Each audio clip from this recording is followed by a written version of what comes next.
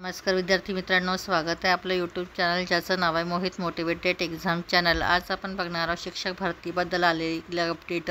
ती अपडेट कोणती आहे, चला तर मग सुरुवात करूया व्हिडिओला। अपडेट अशी आहे, चौकशीत दोषी आढळल्यास मुख्याध्यापक पद बहाल केले। शिक्षक कर्मचाऱ्यांनी गुन्हे शाखेत केली तक्रार। नागपूर शिक्षण विभागाने बनावट शिक्षकांच्या नावाने पगार काढण्याच्या घोटाळ्यात नागपूर विभागाचे उपसंचालक उल्हास नरड आणि वेतन विभागाचे अधीक्षक निलेश वाघमारे यांना निलंबित केल्यानंतर अनेक मोठे खुलासे होत आहेत।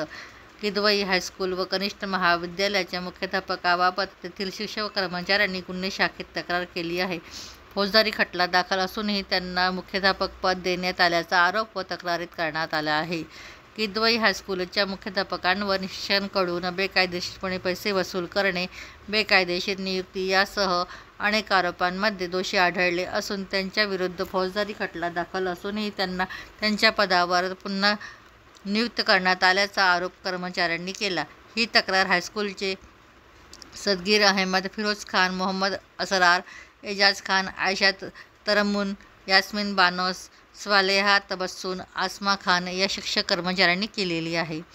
शनिवारी गुन्हे शाखेचे पोलीस आयुक्त यांच्याकडे शिक्षण उपसंचालक, सहाय्यक उपसंचालक, कनिष्ठ प्रशासन अधिकारी, शिक्षा उपनिरीक्षक, जिल्हा परिषदचे शिक्षणाधिकारी, विभागाचे 2 इतर अधिकाऱ्यांसह किदवई शाळेचे मुख्याध्यापक Majid Pathan, Kidwai educational and culture society, Asinagar टेका संस्थेचे पदाधिकारी, वकील परवेज यांच्या विरोधात तक्रार करीत चौकशीची मागणी केली आहे। शिक्षक आणि कर्मचाऱ्यांकडून खंडणी वसूल करणे, महिला शिक्षकांशी अभ्यासभ्य वर्तन करणे याबाबत विविध प्रकारच्या भ्रष्टाचाराबद्दल मुख्याध्यापक पठाण आणि परवेज यांच्या विरुद्ध तक्रार दाखल करण्यात आली, ज्यावर एक चौकशी समिती स्थापन करण्यात आली। चौकशीत मुख्याध्यापक पठाण दोषी आढळल्यानंतर त्यांना त्यांच्या पदावरून काढून टाकण्यात आले। पठाण यांच्या विरुद्धही गुन्हा दाखल करण्यात आला। नंतर हे प्रकरण न्यायालयात पोहोचले।